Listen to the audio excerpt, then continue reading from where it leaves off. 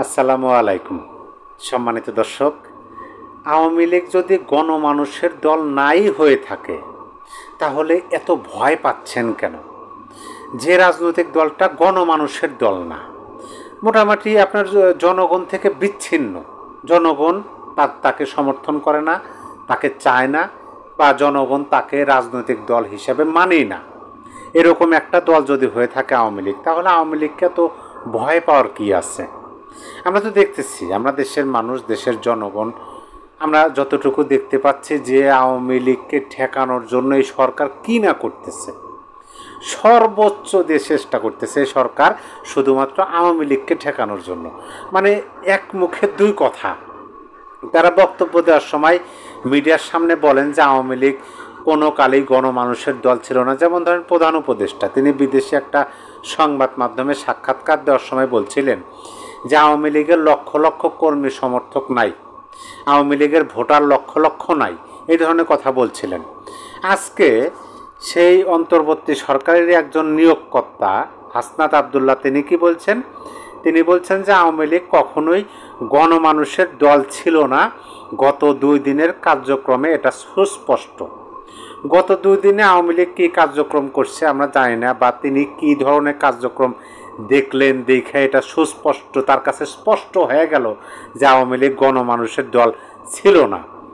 আচ্ছা, এখানে ছিল না শব্দটা ব্যবহার করছে, তার মানে বর্তমানে গণমানুষের দল। আচ্ছা, আমি প্রথমে যে কথাটা বললাম যে যদি কোনো রাজনৈতিক দল গণমানুষের দল না হয়ে থাকে তাহলে সেই রাজনৈতিক দলকে তো ভয় পাওয়ার কিছু নাই। কিন্তু দেখেন, তাদেরই নিয়োগ করা বর্তমান সরকার কিভাবে আওয়ামী লীগের কর্মসূচি ঠেকানোর জন্য পদক্ষেপগুলো নিতেছে, সেটা অবশ্যই ভয়েরই বহিঃপ্রকাশ হিসাবেই এখন মানুষ বলা শুরু করছে। দেখেন, মঙ্গলবার থেকে অর্থাৎ আজ থেকে অনির্দিষ্টকালের জন্য রাজধানীর কয়েকটি এলাকায় সভা সমাবেশ নিষিদ্ধ। এই বর্তমান অন্তর্বর্তী সরকার নিষিদ্ধ করলো রাজধানীর কয়েকটি এলাকায়। আমি বলবো কোন কোন জায়গায় বলবো, কিন্তু এটা কিসের বহিঃপ্রকাশ? আওয়ামী লীগ কর্মসূচি দিচ্ছে 10 তারিখ, 11 তারিখ, 12 তারিখ এবং 13 তারিখ।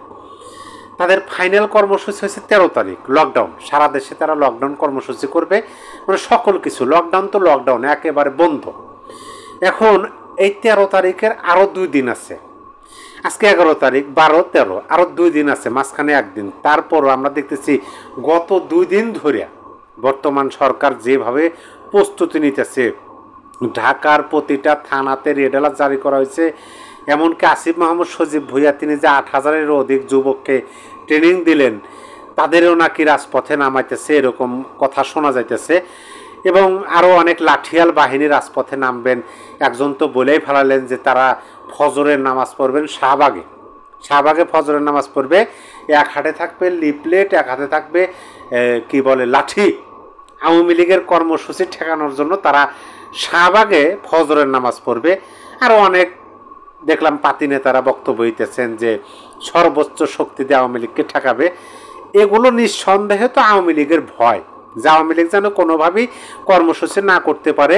আর আওয়ামী লীগ যদি কর্মসূচি কোনোভাবে করতে পারে তাহলে তো মানুষের যে একটা ঢল নামবে, সেই ঢল তো তারা ঠেকাতে পারবে না। সেই জন্য কিন্তু তারা আওয়ামী লীগের কর্মীরাই যেন মাঠে না নামতে পারে। আওয়ামী লীগের কর্মীরা মাঠে নামলে তো জনগণ নামবে, কর্মীদেরই নামতে দেওয়া হবে না। এই জন্যই এত পদক্ষেপ। যাই হোক, সেটা পরে বলা যাবে। আমি আপনাদেরকে বলি যে রাজধানীর যে কয়টি জায়গাতে তারা এরকম নিষিদ্ধ ঘোষণা করছে সভা সমাবেশ।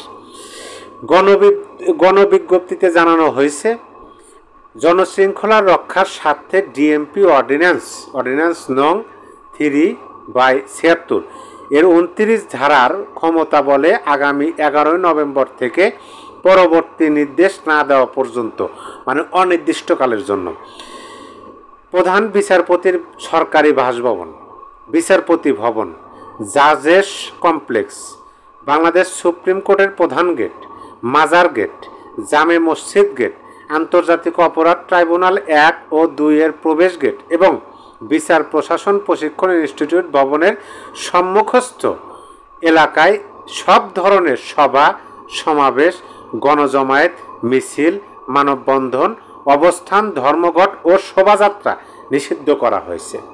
দেখেন, গুরুত্বপূর্ণ কয়েকটা জায়গায় তারা নিষিদ্ধ ঘোষণা করছে। কিসের জন্য করছে? এটা গতকালকের নিউজ, 11 নভেম্বরের নিউজ।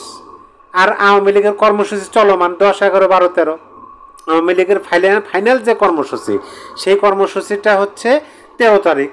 আর 13 তারিখের আগেই তারা এরকম নিষেধাজ্ঞা জারি করলো যে আপনারা কোনো প্রকার পরবর্তী নির্দেশ না দেওয়া পর্যন্ত। তার মানে কি? তার মানে হলো যে অনির্দিষ্টকালের জন্য সভা সমাবেশ নিষিদ্ধ ঘোষণা করলো। আমি যে জায়গাগুলোর নাম বললাম। এখন এইটা তো আওয়ামী লীগের ভয়ই করতেছে। আওয়ামী লীগ কর্মসূচি দিছে, সেই ভয় তো থানাগুলোতে রেড অ্যালার্ট জারি, এরকম সভা সমাবেশ বন্ধ। আমি যে বিষয়টা বলার চেষ্টা করতেছি সেটা হয়তো বা আপনারা ইতিমধ্যেই বুঝতে পারছেন যে এই যে হাসনাত আবদুল্লাহ বললেন যে আওয়ামী লীগ কখনোই গণমানুষের দল ছিল না। যদি হাসনাত আবদুল্লাহর বক্তব্য সঠিক হয়, আর প্রধান উপদেষ্টা বলছেন যে আওয়ামী লীগের লক্ষ লক্ষ ভোটারই নেই, কর্মী তো লক্ষ লক্ষের উপরে, তিনি বলছেন আওয়ামী লীগের লক্ষ লক্ষ ভোটারই নাই, তাইলে একটা রাজনৈতিক দল, এখন ধরেন ওই যে একটা নতুন রাজনৈতিক দল নিবন্ধন পেল না, ডেস্টিনির যে মালিক ছিল তার একটা রাজনৈতিক দল নিবন্ধন পাইছে, ওই রাজনৈতিক দল যদি কোনো কর্মসূচি দেয়, যদি বলে যে ঢাকা অচল করে দেবে তারা, তাহলে কি সরকারের পক্ষ থেকে এরকম দৌড়ঝাঁপ অস্থিরতা শুরু হবে? কোনোভাবেই শুরু হবে না। কি জন্য শুরু হবে? তাদের তো জনসমর্থন নাই, জনগণের কি বলে গণমানুষের দল না তারা, তারাই একটা ঘরোয়া দল, কি বলে পারিবারিক দল। কিন্তু আওয়ামী লীগ কর্মসূচি দিছে বিধায় তো সরকারের মধ্যে অস্থিরতা। তাহলে এক মুখে দুই কথা কেন? আপনারা মিডিয়ার সামনে বলতেছেন যে আওয়ামী লীগ গণমানুষের দল ছিল না, আর আপনারা কার্যক্রমে তাহলে গণমানুষের জনসংযোগবিহীন একটা রাজনৈতিক দল, তারা যে কর্মসূচি দিতেছে সেইটা নিয়ে আপনাদের মধ্যে এত অস্থিরতা দেখা যাচ্ছে কেন? আপনাদের মধ্যে এত ভয় দেখা যাচ্ছে কেন? আপনারা এত প্রস্তুতি নিতেছেন কেন? আমি ফেসবুকেই দেখলাম, ফেসবুকে অনেকে লেখালেখি করতেছেন যে আওয়ামী লীগের ফাইনাল যে কর্মসূচি 13 নভেম্বর, এখনও 2 দিন বাকি আছে, অলরেডি ঢাকা লক। ঢাকায় মনে করেন যে পা ফেলতে হিসাব করে ভালো লাগতেছে, একটা পাখি উড়ে যেতেও মনে তার অনুমতি লিখতেছে। এরকমভাবে কঠোর নজরদারির মধ্যে পুরো ঢাকা রাখা হয়েছে। তাইলে এই বিষয়গুলো দেখে বুঝে এটা কি কোনোভাবেই মেনে নেওয়া যায়? এটা কি কোনোভাবেই সত্য বলে আপনার কাছে মনে হয় যে হাসনাত আবদুল্লাহ বা প্রধান উপদেষ্টা যে কথা বলছেন যে আওয়ামী লীগ গণমানুষের দল নয়, কোনো কালে ছিল না, এটা কি সত্য বলে আপনার কাছে মনে হয়? আমার কাছে কোনোভাবে এটা মনে হয় না যে এটা সত্য কথা, এটা মিথ্যা, পরিপূর্ণ মিথ্যা। আওয়ামী লীগ হলো গণমানুষের দল, আওয়ামী লীগকে জনগণ চাচ্ছে। মোট কথা 2024-এর 5ই আগস্ট আওয়ামী লীগ সরকার ক্ষমতাচ্যুত হয়েছে, তার পূর্বে জনগণের মনের মধ্যে কী ছিল সেটা আমরা বলতে পারি না। আমরা দেখছি যে আওয়ামী লীগের প্রতি একটু জনরোষ ছিল, কিন্তু 5ই আগস্ট পরবর্তী বাংলাদেশে যখন স্বাধীনতা বিপন্নে পড়ে গেছে, সংবিধান, মুক্তিযোদ্ধারা অপমান লাঞ্ছিত হইতেছে, তখন কিন্তু জনগণের মনের মধ্যে আওয়ামী লীগের চাহিদাটা চলে আসছে যে আওয়ামী লীগকে দরকার এই বাংলাদেশে। এখন আপনি দেখেন আওয়ামী লীগ যদি 13 তারিখে রাজপথে নামতে পারে, জনগণের যে একটা ঢল নামবে, সেই ঢল তো এই সরকার কোনোভাবেই কন্ট্রোল করতে পারবে না। সেই জন্য চাচ্ছে যে আওয়ামী লীগ যেন নামতে না পারে। জনগণ তো আওয়ামী লীগের মুখের দিকে তাকিয়ে আছে।